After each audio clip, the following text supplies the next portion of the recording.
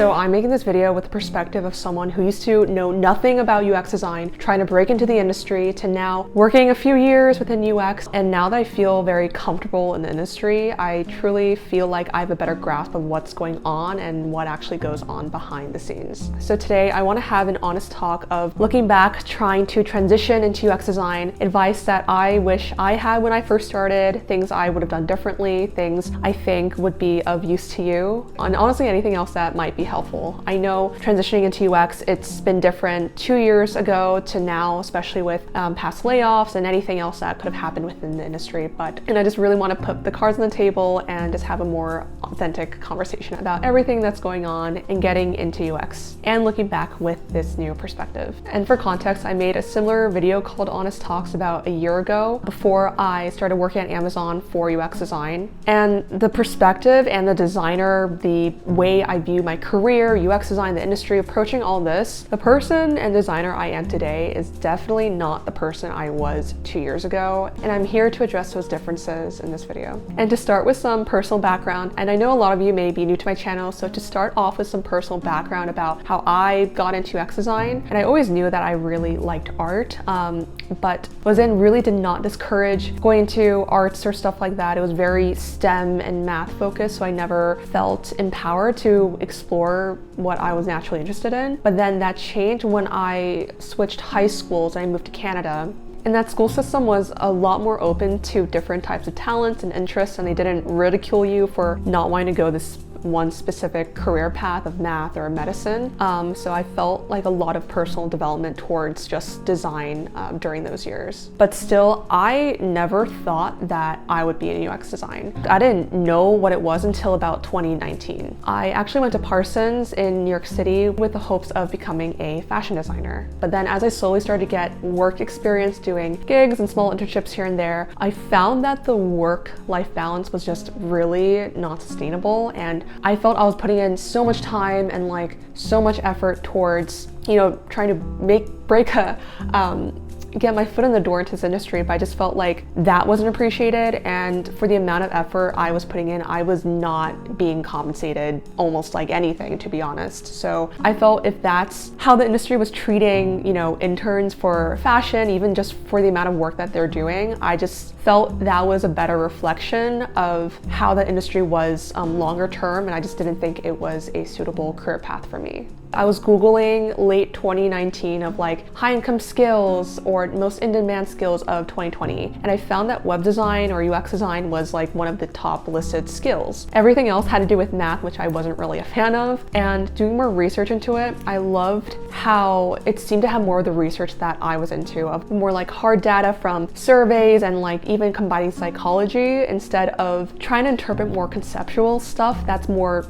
common within fashion. And that's not really the type of research that I wanted to do, or I felt would make me feel fulfilled in my work. And then 2020 rolls around and we know what happened during that year. At that time, my brother just graduated from a boot camp, but more for like data science and machine learning. And then he just told me, well, since, this thing is going around, why don't you actually just take a gap year and take a UX boot camp to learn skills? Take this boot camp, learn the necessary skills to build a portfolio, get an internship, some work experience, and then go back to school. From word of mouth, and I decided to take Springboard, which I had a good experience with, and taking that bootcamp helped me to eventually get into Colgate, IBM, Amazon, and even interview at Meta post bootcamp graduation. And looking back, I remember you decide to switch industries or careers. I feel like it's the same then and now. You have absolutely no idea what you're doing. You don't really know what UX design is. It all just feels like very textbook vocabulary, and you don't know where to start and you don't know where to learn. And I just felt like also at that time, on top of not knowing anything, I really just felt like I didn't have anything to lose, especially if I'm going into this new field. So why not try pursuing the best type of company I can get to, like Mama, which of course added another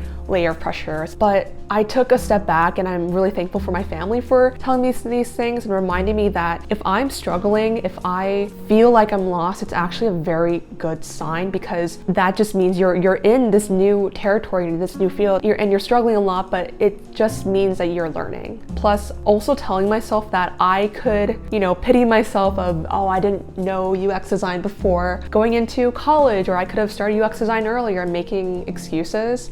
But I also felt like there is no way that there's also somebody else out there who is older than me, who graduated college, not even related to UX design, but they're still able to fully switch and achieve the things that I want to achieve. And they had harder circumstances than me. So I felt there is no way that a person like that doesn't exist. So if that person can do it, why can't I? Keeping those things in mind really helped my motivation when going through this process of career switching and portfolio type of stuff. And on the side, I feel like it's really important to note that some people in the comments can be like, well, Sharon, you went to Parsons, it's a super reputable school. And sure, yes, it is. But at the same time, I really see that it's really just a brand name type of thing. And say if my portfolio wasn't good, it wasn't up to standard, where I went to school literally would not matter. If anything, the reason why you can get more recognition if you go to certain schools is because if you go to these schools, naturally recruiters can assume that you have the characteristics or like the talent to already create a good portfolio, and it just so happens you're showing that talent while also going to a really reputable school. But then again, if I didn't have a good portfolio, it doesn't matter if I went to Harvard, doesn't matter if I went to RISD or Parsons.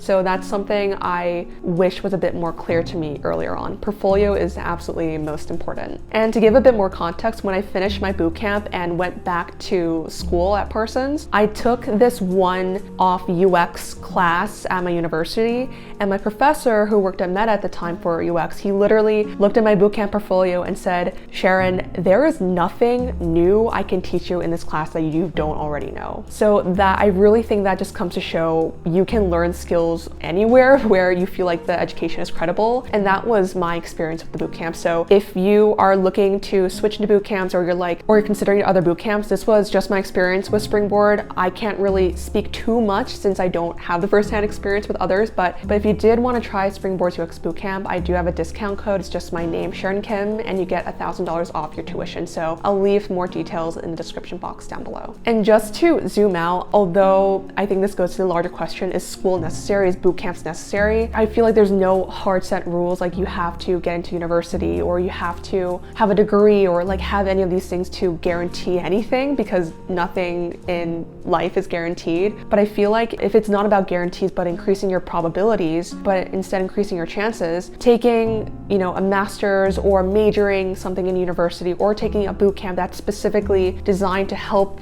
you with career switches might be a good investment. And sure, I think it's possible to, get into UX design with no degree and no boot camp, but I just think if you want to go that route, will definitely mind over matter, but I just feel like it's going to be a lot harder if you don't have set resources in front of you. But ultimately, the choice is up to you. Just a note I want to say about boot camps is that it's like the premise of these boot camps is to help you get career ready in 6 to 9 months, stuff like that. But I also would stress that if you are to take a boot camp, so in the same way that if you go to university, you have all these set classes, but what's something that a lot of people say, it's not just about the class, but it's about who your professors are, who your mentors are, who your teachers are. So I think if you are to dive into, say, any university, any master's degree, any boot camp, definitely put more emphasis on who's going to be teaching you, or if you want more support from the set resources that you invest in, definitely invest into side teachers or side mentors for extra help. And I do that often. That's something that I even did. Even with Springboard, I always constantly reached out to people in, via LinkedIn for portfolio advice. And that's also why I'm a mentor now via mentor crews to help other people with their portfolios and reviews and all that stuff. So that's something I would keep in mind. And I feel like as long as you have an undergrad degree, it doesn't really matter what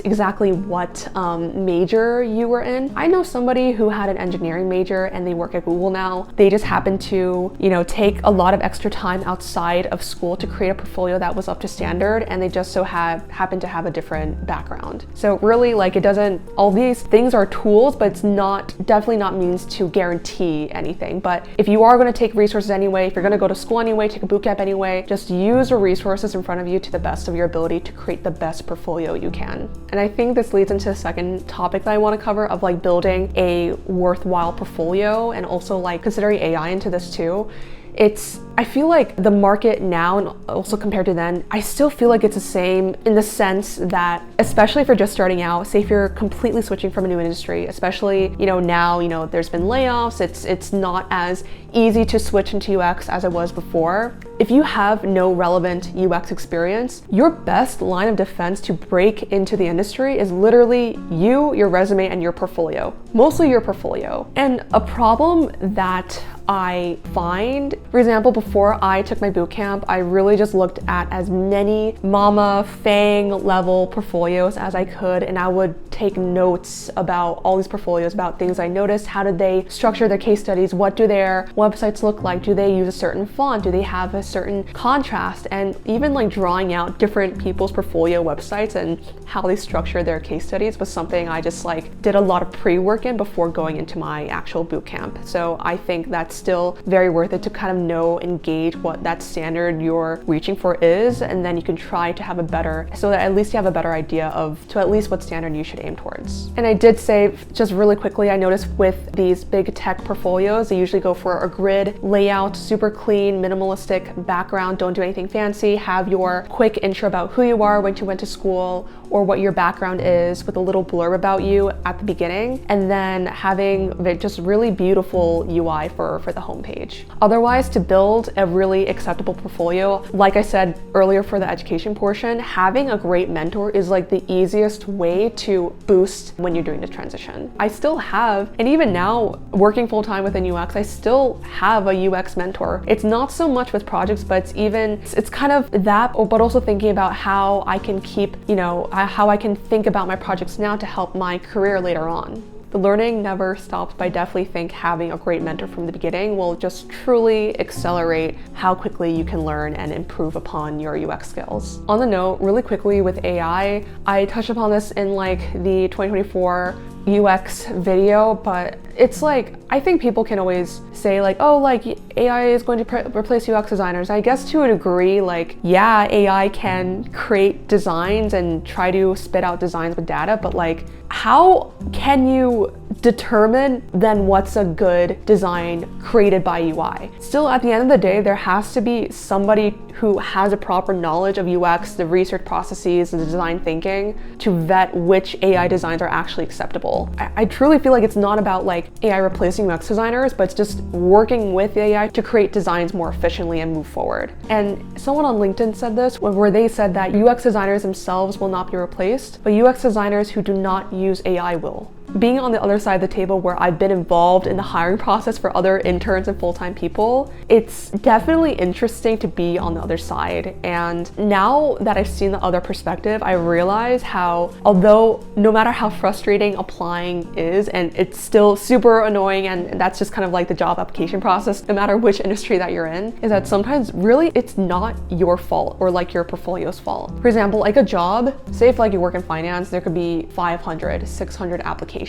How do you truly stand out? How do you make it past everybody to kind of like make it to the recruiter's eyes, right? And I find that considering that, like if so many people apply, it really could just be a numbers game, and it's also not your fault, but more kind of like HR logistic problems. The first being that, yeah, there could be 500, 600 people, however many people applying to one singular job. If that's the case, I think reaching out directly to recruiters with your resume and your portfolio is great. And since there's just so many people, like just really, I've learned you cannot take job application rejections personally. It's not, sure, like they could look at your portfolio and say that maybe you're just not a right fit for that company or that position at that time, but it could also literally just be like some people applied before you did, and then they happen to cut the mark, but you also happen to cut the mark, but then these people who applied first went through that application process a little bit sooner and they got the offer before you did. It could even just be HR stuff stuff where there could be other teams that need to hire interns or full-time people and are a bit more urgent than, say, the UX team. There could be different, more urgent priority roles that need to be filled before, like your roles, before the UX role does. And if that's the case, delays in HR, kind of like screening applicants, taking in new applicants, it's a lot of work for HR to screen before it actually makes it to the UX team. Every company does have their own processes, but from what I've seen, it does go through HR first, kind of like, are they even qualified to even be considered for this application? And then if they follow that, then it gets passed on to the UX team. But really, it could just be logistics problems. It could just be who got to the application first and who did the recruiter see first. So knowing how these things actually happen, I learned you really cannot take rejections personally and really try to approach it as a numbers game. Definitely reach out to a recruiter as soon as a job application opens, have those job or like these job portals. And as soon as it opens, reach out directly to the recruiter of whatever team closest you can find with your application, your resume, even application number, and your portfolio. And perhaps that can just help you speed up along in that process in terms of logistics. And moving forward, so you have your portfolio, you're trying to apply for jobs, it sucks, it's really frustrating, I get it, I've been rejected many times. You start doubting if you're just not good enough and you constantly just feel like maybe this is just not the field for you. But at least during that time I felt as well, remembering that it's a numbers game, and it's also that you don't need even 2 or 3 interview yeses or acceptances to move forward. All you really need is just one yes. And to get that one yes, there was this side analogy back when I was doing drawing class where my friend told me sometimes you need to get out 1,000 bad drawings to get one good one. It's a bit, not related to jobs, but I feel like that what she was trying to say is true of just sometimes you need to get, logistically, you just need to get maybe 10, 15, 1,000 drawings, job applications. I don't think you need to take, the point still stands, of applications just out in terms of numbers before you get one yes. And then moving forward, if you're applying, how then can you network and actually stand out? Networking definitely helps you stand out in terms of job applications. And I know that even for my company, when we're hiring for interns, I've had people I've been in contact with, say years ago, even we happen to go to the same school or we're connected on LinkedIn, they would personally reach out to me. I'm part of the team that reviews applications.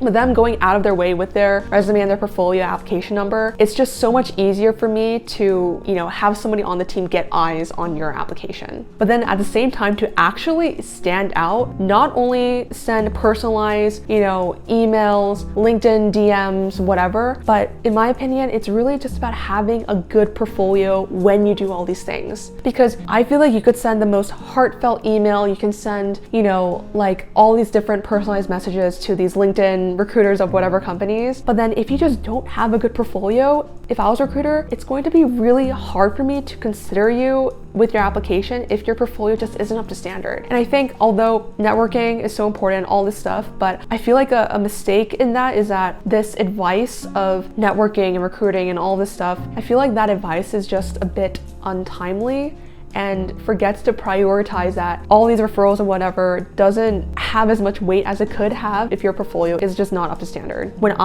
Is just not up to standard. Like when I was doing my bootcamp stuff, I didn't even bother reaching out to recruiters or anything like that until my portfolio was fully done. And I knew that this was the absolute best that I can do it. Before then, I still think you can do networking stuff of like reaching out to people on LinkedIn who are just UX professionals. Hey, if you're able to, I would love to get a coffee chat with you, see how you like UX design. Are you able to provide portfolio feedback, just anything you can, and building relationships with people that way? And if not that, since people, are busy and they are not able to just so willingly give their time, if people are, offer to pay people for their time too, because I just feel like in that way, for example, if you work at a company everybody else wants to work at, it's so normal for everybody to want their attention. Hey, can you review my application? Hey, can you see my portfolio stuff? I get those messages all the time. But then of these, it's like, what, considering now that I work full time, I'm doing my YouTube stuff too, I'm doing my content stuff, doing my other things, how do I prioritize? And me just doing this channel is an easier way for me to reach as many people as I can. But if you really want that one-on-one connection, I really just think offering to pay people for their time is just a more ethical way to be more win-win on both sides. And at least for me, even when I was doing my bootcamp, although I was definitely paying for the education, I was really paying for the mentorship and the connections. Even if I had to go back, some of these bootcamps, it could be 1K, 5K, 10K. I think one could even be 15K, which is a lot. Say if it was like 10K, I would definitely, if I could go back, I would pay the same amount of money I could just to have the quality of relationship I was able to build from my bootcamp experience. My mentor when I was transitioning, he was a UX lead at Google, and if I didn't have him as my mentor, I literally would not be here today. Was the bootcamp expensive? Yes. Was it another, $10,000, $12,000 to on top of going to, this private undergrad that could be an easy 100, 200K in private school tuition? Yes. But at the same time, honestly, I thought, you know what, Sharon, you already are paying so much money for this private school. What's another 10K?